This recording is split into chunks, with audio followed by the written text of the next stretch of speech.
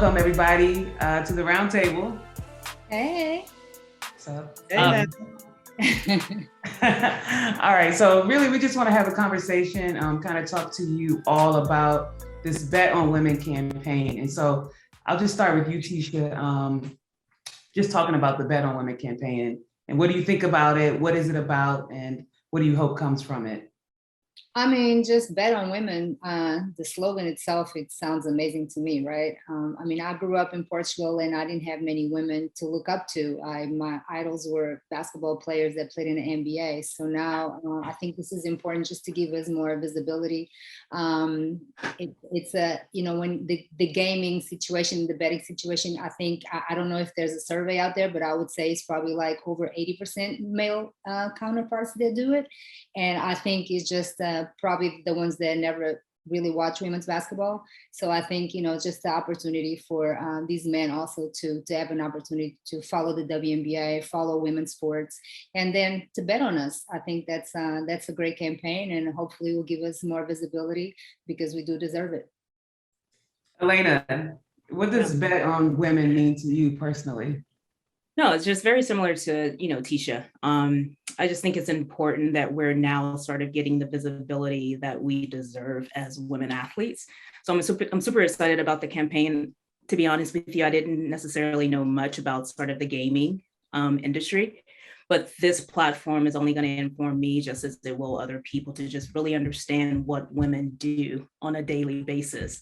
And that we're just as, we have our male counterparts, right? We have our LeBron James and all of those professional men, but women are just as powerful, just as valuable. And I think this is an important platform to showcase that. So super excited.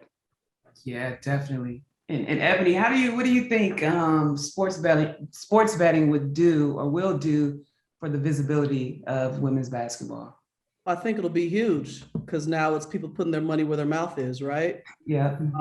It's putting your money on the table and saying, hey, I believe that this team will do what they say they're going to do. And ultimately putting your money where your mouth is where the trend is leading. And I'm excited that women are getting the bulk of the attention right now, which we should.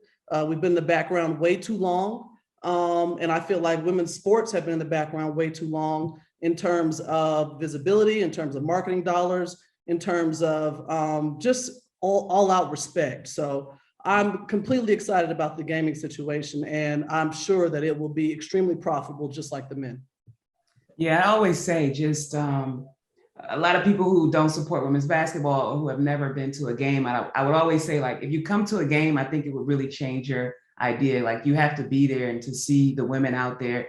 It's really enjoyable. And a lot of times I have more fun at WNBA games than any other sports events. And maybe I'm biased because I was a part of the league, but it's just something about being in the arena and seeing the women on the court that is really exciting. So in the men's game, like, there are a lot of advanced statistics. They have cameras in the arenas that track all types of things. And Alana, I'm going to ask you this. Do you think advanced numbers and stats and statistics, do you think that'll help propel the women's game forward? Well, yeah, of course, right? Because that's the way we're heading. Technology is sort of, becoming the cornerstone of everything we do. I think all of us on this call, we're at an interesting sort of inflection point to where we got sort of a taste of both generations, right? And so I have to sort of like retrain my mind to think a little differently and progress with the times where numbers meant nothing to me back then, right? Because when we stepped on the court, the only thing that we focused on is just playing the game and winning. So I definitely believe that numbers is going to play like a huge part, one, in sort of informing the casual fan about the league, just as it does with like the professional sports. But yeah, no, excited about what they have there. But also to touch on the point you just mentioned, I don't think I've ever met someone who attended their first game that hasn't become a lifetime fan, right? Yeah. So I think that's important to note. Just getting these individuals in the arena is super important to sort of the progression of the game. And that's why I think a platform like Bet on Women and the Gaming Society is only going to amplify that. So good point. Yeah, and Elena, when you played, you did a lot of things that showed up on the stat sheet, but there were also so many intangibles and things that don't necessarily show up. And when you see value in a player, if you're only looking at numbers, sometimes it's really hard to get a full picture of like what that player can bring to a team. No, I agree. And I don't know much about fantasy football, right? But are these fantasy leagues, and people go out and they pick based on statistics. But when you really know the game, when you really have the information, like the inside information that you're speaking about, maybe that's illegal to have inside information when you're betting, right? It is. It is, Well, right? That's only if you're a player, though. Take that out the air. Thank you. But if you're a player, right? So let's stick to that. But I just think it's super important to sort of see the full picture of an athlete to better sort of make informed decisions about who you want to necessarily bet on. So yeah, you're right. Yeah, that's cool. I dabble a little bit into fantasy football. I think like drafts are going on right now. I see everybody like tweeting about it, talking about it. And it can be fun when you win. But so Ticha, you said like kind of growing up in Portugal, you didn't have a lot of role models or people to look up to. Like how were you able to, or how important is it for you to bet on yourself to be able to make it to such a prestigious league where it's only 144 spots? How important is that to kind of bet on yourself? I mean, it was hard. I left home actually when I was 16. I left my parents. I was still in Portugal. I was playing in another city, but my parents still see me like every weekend. And then when I got to 18, I said, hey, I have this American dream and I'm out. Like, I want to be the best player that I can be. And that goes, I have to go to the States to see, where I measure with the best players, the best coaches, the best conditions for me to be, where I want to be. And obviously I had to have my parents' support. I mean, to leave a kid. I mean, this is like 1994, definitely telling my age, but we don't have internet. We don't have FaceTime. We don't have Zoom. We don't have WhatsApp. We don't have I don't have a phone. So for my parents to allow me to come here, and I knew that I can't live with regrets. So I was like, I'd rather go and fail than never try. So I definitely betted on myself. Obviously, looking back now, it was the best decision in my life, but it was definitely a step in the dark. I didn't know if I was going to be successful. I didn't know if I belonged. But yeah, it's something that I always tell people to do. You have to bet on yourself. If you don't have confidence in your abilities, and if you don't have big dreams and you try to chase them, you're going to spend your whole life thinking, what if? So I definitely, it was the best bet that I've ever made, for sure. Yeah, that was definitely a bet that paid off. And I'll come back to you around that too. Anybody else want to chime in? I think I would just say that bet on yourself means that you're going to go the lengths of whatever you got to do to get to where you got to go, right?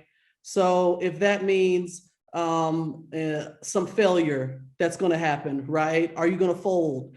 And because in our business, we've seen a lot of people fold when they've been told no, or you're not going to play, or you're not going to be where you thought you were going to be. Betting on yourself and continuing to work on yourself is extremely important in our business, right? Like there's a new player coming in every time. There's a new draft pick. They're looking to replace you. That's what they really don't understand. Players don't understand. They're looking to replace you every single time a new person comes out. So how are you going to get better, and how are you going to continually bet on yourself to get better? So I just think that betting on yourself is extremely important to your overall growth and wherever you want to be, whether that's corporate, whether that's an entrepreneur, whether that's in the tech space. You got to keep on betting on yourself to get to where you want to be. I sorry to cut you off, Mo, but I absolutely agree with that. Like if you don't bet on yourself, who will, right? And betting on yourself doesn't mean just betting on yourself when everything is easy and smooth, right? We've all had our moments of adversity throughout our careers. And if we were to sort of believe everything that we were hearing from everyone else, like it's no way we would be sitting on this call having this conversation, right? In 2010, when I got injured, the doctors told me I had a 10% chance of returning to an elite level. I would have been a fool to believe them, but because I knew me, I knew what I was capable of. I knew my mentality and my discipline. Of course, I'm going to bet on myself, right? And so I think all of us have those stories within us. That's important to share. Yeah, and those stories, like the women that make up the WNBA are like so special, and like the perseverance that they show. Their stories off the court is also a part of like what makes the league so special. And Ticha, recently the WNBA came out with Vote for the GOAT. And so congratulations to you for being a part of that 25. Status. So you definitely made a bet that paid off. So congratulations on that.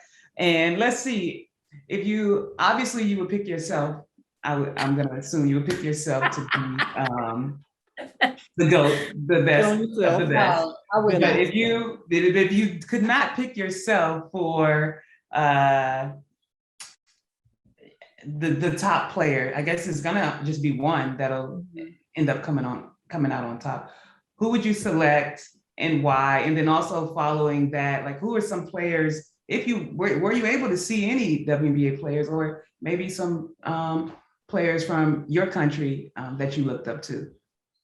Well, I mean, it's hard to pick one. I think it's extremely hard to even pick 25. So let alone pick one, right? And before I say anything, I'm super thankful, blessed, grateful. I did have big dreams, and I knew that I wanted to be the best player that I could be, but I honestly didn't dream this big. Like, it's kind of surreal, to be honest with you. So, and to pick one, I don't know. I mean, I might be a little biased because I was a point guard and I truly believe it's the toughest position on the court. So I have to look at Sue Bird just because of her longevity. I mean, you look at a team that had it's 25 years in, and she has played, 17 out of those 25, or maybe 18, I'm not sure. She has 4 championships. So I would have to look at her and the role of how she also makes her teammates better. But then you look at Diana Taurasi, probably the most competitive player that we all played against. Then you look at Cheryl Swoops, that was the first player the WNBA signed. I mean, it's tough. I know that I'm glad I'm not voting because I probably would go back and forth all the time. But I look at those 3, and then you look at Lisa Leslie, like she redefined the center position. So it's super tough. I really don't know. So good luck to all the people voting. I guess it's open voting, so everybody votes. But yeah, it's tough. And again, to be the GOAT, it's one thing that we also have to talk about, how many personal sacrifices we have made, all of us. I know I'm not the only one, put my personal life on pause to follow everything and every dream that I had. Again, I have no regrets. If I went back, I would do the same things all over again. But it's not easy to be the GOAT. It's not easy to be the top. You know, there's so many sacrifices that go into it: dedication, hard work, going through injuries, adversity, and the fact that you still persevere and you go out on the other side, and it's worth it. So yeah, good luck to everybody voting. And I know I'm not the GOAT. I know that for sure. So, and I'm okay with that. Can I just chime in here real quick, Mo? Yeah. Can we have more than one GOAT is all I'm saying. Can there be a herd of goats? One goat, right? Some baby goats. A herd of goats, and there's a lot in a herd of goats, right? This goat does different things. This goat does different things. Mm-hmm. I personally don't believe in there's just one great player of all time. I believe that all of these players have taken from different individuals and have conspired to be great within themselves, and now they are in the GOAT status. So goats, there's goats, plural. I mean, I think it goes by generation, like some people never saw Dawn Staley play, right? Or Teresa Weatherspoon, or Deanna Nolan, they didn't make the top 25 list, so right. It's tough and it's debatable. That's why we talk about it, right? It's like, who's the GOAT on the NBA side? Some people say it's Michael Jordan. He is to me, but for some people it's Kobe or LeBron. Russell, he got 10 of them. Exactly, all his hands is full. I mean, and that's why everything is debatable. And I like you said, I don't think it's, it's clear cut and everybody knows like this is the GOAT and there's only one, because, in every sport, you're going to debate that. No, I agree. Deb, you took the words right out of my mouth. I don't believe in GOAT conversation because I think people tend to forget, and it drives me insane. If you're like a true student or a professional, the history of the game. And this is what drives me insane about these younger, players. Like, go back and study how you can become better at your craft, right? When Cynthia Cooper was my everything. right? Because that's who I watched. That was when the WNBA first started. I remember just like laying in front of the TV and videotaping every single game that the Houston, Comets would play, and go out and try to emulate exactly what Cheryl Swoops and Cynthia Cooper and Tina Thompson and those women were doing. But like, we talk about the Euro step. Cynthia Cooper was one of the first ones bringing the Euro step back to the States. Like, man, louder for the people in the back, please. it drives me insane. So I totally agree with you. It's of course it's debatable, and it's a conversation starter. But there are so many individuals who laid the foundation for us to get to where we are. And I never want people to forget that. Speaking about like the top 25, like Deanna Nolan, who are we going to take off? That's the number one question, right? Because everyone in their own right has done amazing things. But like for Deanna Nolan not to be considered like in this conversation, like my goodness. I think she was considered like, but again. Well, she was considered, you're absolutely right.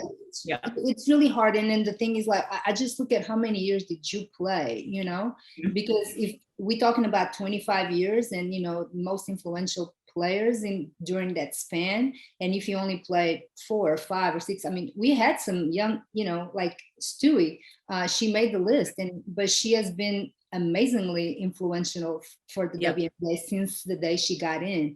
So again, it's super, super hard to make the choice. And again, I'm thankful I made it, but it's definitely not. Were you surprised, Ticha? Yeah. Be honest. Really? No way. Come on. Come on. I mean, look, you know what? I love that you're humble. I love that you're humble, but keep it a buck. Let's keep it 100. I swear, like he's like, do I have a chance to make it? 100% sure. Like, am I like, can you call first ballot W25? No. So I know some people didn't vote for me, which I'm okay with, So it's not like I was like for sure going to make it. So, and you know what? It was out of my hands. I retired 8-9 years ago, so I don't have any more control of that. So it's like it's one of those things. If it happens, amazing, and if it doesn't, it's cool. Like I know that whoever is going to make it also deserve to make it, so it's cool. But I appreciate my peers, and honestly, that's the best compliments that you can get is sometimes it's not really the people that vote, the media, because they never even play basketball, but the best compliments that people can give you is the people that you played with and against, because they truly know the game. So yeah, I'll break the ice since nobody wants to pick. I know, like, there are a lot that can be in the GOAT conversation, but if you had to pick one, I'm gonna pick Cynthia Cooper, just because she is who I watched growing up. Her charisma, like in addition to her game being like, she was a killer, a dog on the court, like the charisma that she brought, the energy that she brought makes her the GOAT in my eyes. And I think a lot of people don't know, what they don't know about Cooper is that she played overseas for a while before the WNBA, right? In Italy.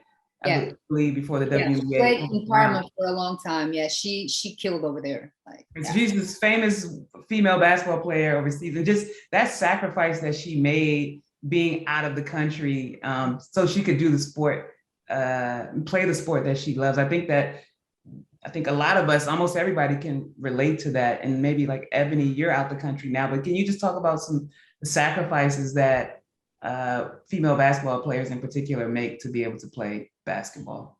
Yeah, I think the sacrifices are huge. You miss family moments, you miss family gatherings, you miss your nieces and nephews growing up and getting older. You miss your parents getting older and those times of birthdays. You miss a lot of things, but you also gain a lot of cultural experience that is unmatched and is so valuable to just who you are as shaping you as a person, your global worldview, right?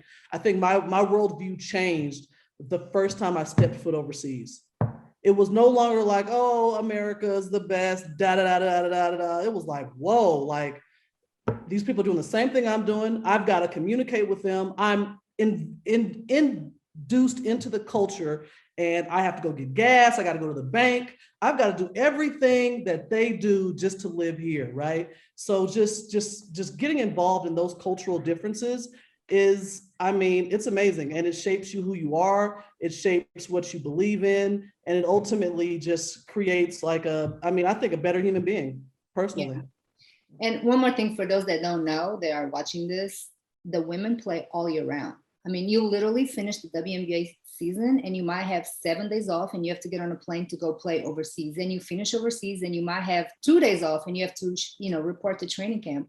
So mentally and physically is so demanding. Again, I wouldn't change anything because we have that window that we can play professional, and this is the way to do it, financially too. You can't just play in the WNBA and think that you're going to be rich, and then there's 8 months out of the year that you don't play basketball. So this is obviously with 90% of the women did, we played in the WNBA and then we went overseas. So it's just so many sacrifices. Like you say, you miss so many family events, and you miss family period, because thank God now we are, technology has, surface, and we have Wi-Fi and all that stuff. So it makes things much easier, but it was tough, to do it all year long.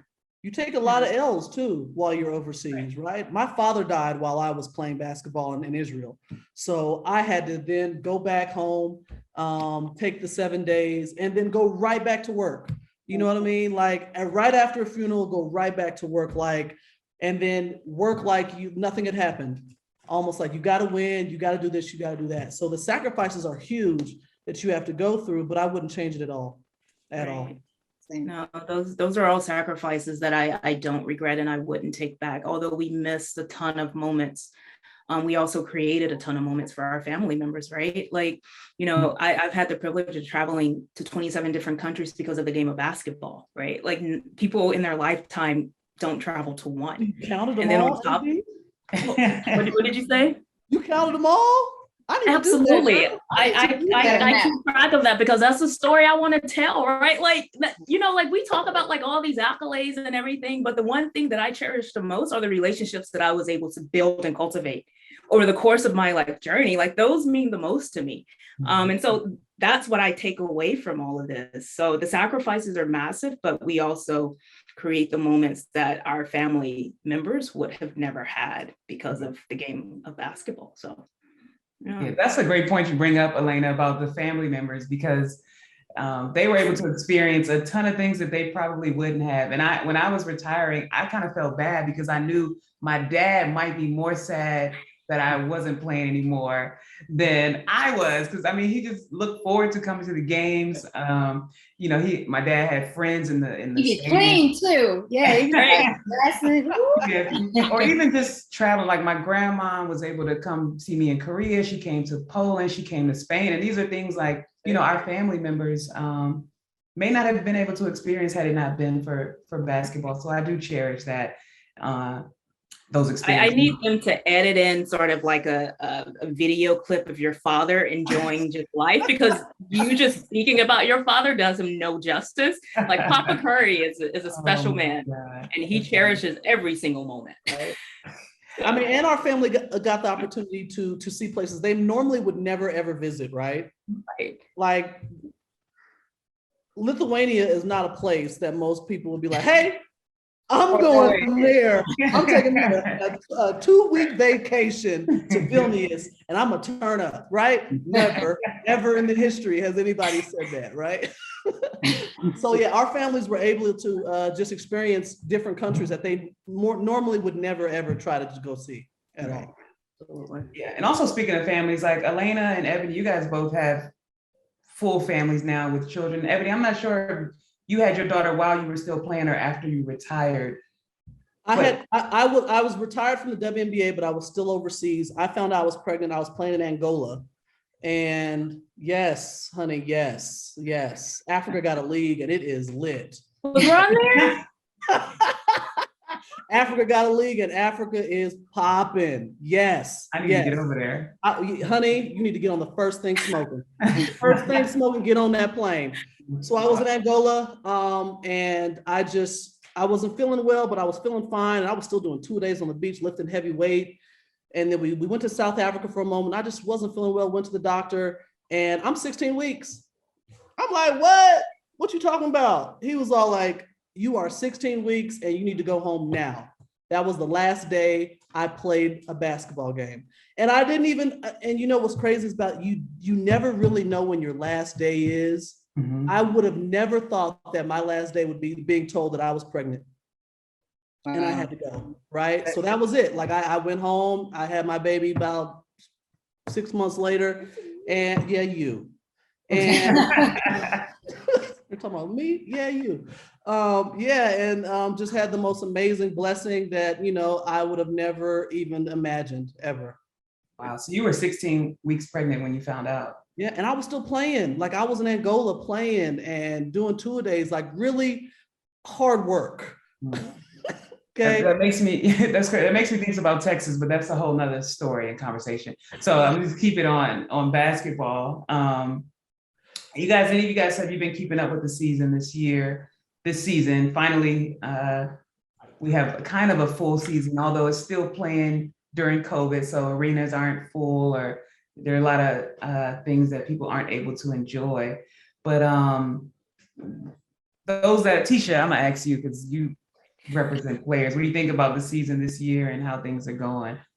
I think it's going to be super competitive, and I think it's really up in the air. If I had to tell you now who's going to win the championship, I really don't know. And obviously, we unfortunately have to deal with injuries every year, and this is another year where a lot of the top teams and some players are actually just tested positive for COVID. Liz Cambage and then Izzy Harrison from Dallas. And obviously, there's only 2 spots open for the playoffs. So I think it's going to come down to the last game of the season until we know who's going to make the playoffs. Yeah, it's going to be it's hard to pick. My front runner is the Connecticut Sun. I think they will win the championship this year. Oh, okay. Yeah, that's my call. But that's my pick for the winner this season. Alana, do you have a pick for who's going to win it all this season? I have Las Vegas winning it, with or without Liz Cambage. Oh yeah, without Yeah. And obviously it's Chelsea, and I'm like, behind Ticha Penicheiro is Chelsea Gray in my mind, because I think she's playing at a level right now that's gonna take her to that next level as an elite point guard. But I'm also watching Phoenix and how well they are sort of merging with the big 3. I'm not sure about their depth, but I think it could be Connecticut, Vegas, Connecticut, and Phoenix sort of are my top. And Brie Hartley just came back too, so right. that's huge. You know, it gives them more. Yeah, absolutely. How did she play? I didn't watch it. Did she? I really like Connecticut though. Jonquel Jones, whew. MVP, 100%. Whew, yeah, she's my MVP. Yeah, she is. She's my MVP because It's time. She is she's a matchup nightmare.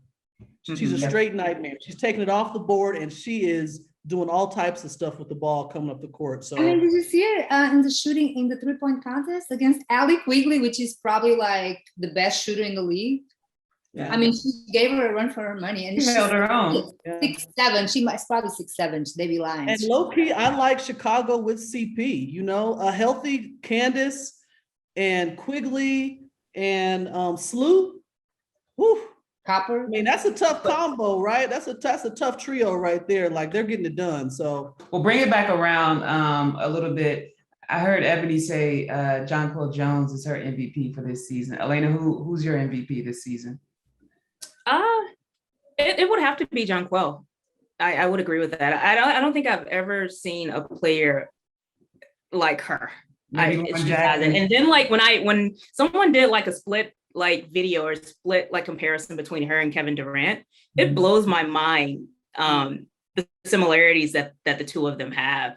So she's definitely playing at a high level right now that is deserving of an MVP award. And she is doing it not only in the league, but she did it in FIBA too. Like I was watching her overseas doing that in FIBA, and she was just blowing my mind. She was doing it was a one-woman show. One-woman show. One-woman show. I mean, some people were saying because she missed a few games to go play in the FIBA window that she might not deserve the MVP, but I hope whoever votes forgets about that because she's definitely deserving. And if Connecticut finishes number 1, which they should, then she definitely deserves the MVP, like 100%. No doubt. Who else is in that conversation right now? I mean, Stewie is always in the conversation. Yeah. Always. Wilson. I don't know. Like, I mean, to me, it's not 100% Jonquel. Like, I have no doubt in my mind. And I'm not being biased because we represent her, I promise. And they're saying Sill too. Sill is in there with that too, because Minnesota is doing better than expected. Yeah, and still is having an amazing, I mean, he's like I fine. get a guard in that mix. I was about to say, this is different because everybody in the running for MVP this year are post players. And I guess that's saying a lot about the evolution of the game or the evolution of post players in the league, and that they are some of the best players right now in the league are post players. Yeah. Yeah. I mean, those are the MVPs of their teams right now, right? Right. Yeah. What about defensive player of the year? You guys have any thoughts on who that could be? I'm going with Brianna Turner from Phoenix. Ooh. Like Oh yeah. Y'all better wake up now. Y'all better wake up. She's the your client too, Ticha? Yes. But I'm really biased. I'm not trying to be like, I really think she deserves it. I thought she last year between her, Candace got it, but she definitely was in the conversation, and so was Alicia Clark. But I think Brianna Turner definitely deserves it. I mean, and you're talking about Phoenix's success lately. It's because of her. Anchor. Yeah. She's the anchor, like seriously. So. She's getting the job done for sure. Yeah. For sure. And she doesn't need to shoot like her job. She knows her role. You're talking about know your role and do it to a T. Accepting it. Her. Yeah. That's her. Cool. I think we're all. Go ahead, AB. No, As a former defensive player of the year, right? Yeah. Who do you think? No, I would agree. Turner has been showcasing sort of what she's capable of doing, and it doesn't necessarily show up on the stat sheets, which may hurt her a little bit, right? Because when you think of like a defensive player, they want to see the rebounds with that. So Sylvia Fowles may come into play there, considering the way that she's been playing this year. But she's definitely someone that should be in the running. That's what I was going to ask. Who else is in that conversation of defensive player here? Can we get a guard in there too, or we just post players? Someone's pushing. I've heard a lot about Sykes. Sykes. It can't be. They're what, 2-50? Sorry. But it cannot. It's unfortunate. I know I probably shouldn't say that, but it breaks my heart to see facts. LA right? not. I mean, Billings too, right, Ticha? Billings, right? Has she been out? Monique Billings, no, she's just playing. I mean, but had a good defensive year. No, yeah. I mean, it's an individual award, but you have to look at the team. Okay, right? So, no, I'm sorry. No, Atlanta. Atlanta should get no awards. I'm sorry.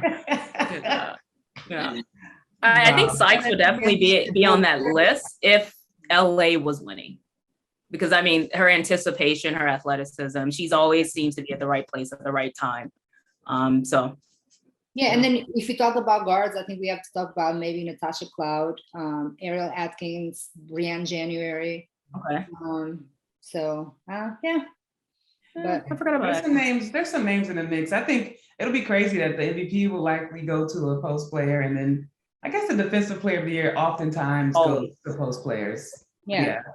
They're in the mix. I'm really looking forward to seeing who will round out the final two spots for the playoffs this year. I think their teams have a few more games, maybe 5 or less, before that's decided upon. But I just really wanted to.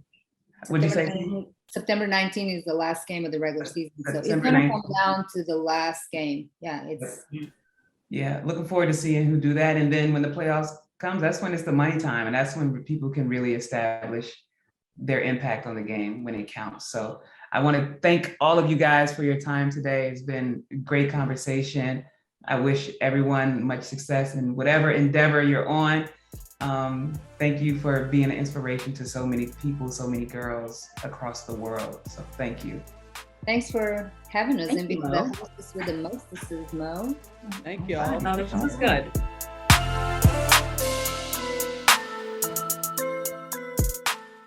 Make sure to sign up and subscribe at thegamingsociety.com and hit that follow button at The Gaming Society on all social platforms.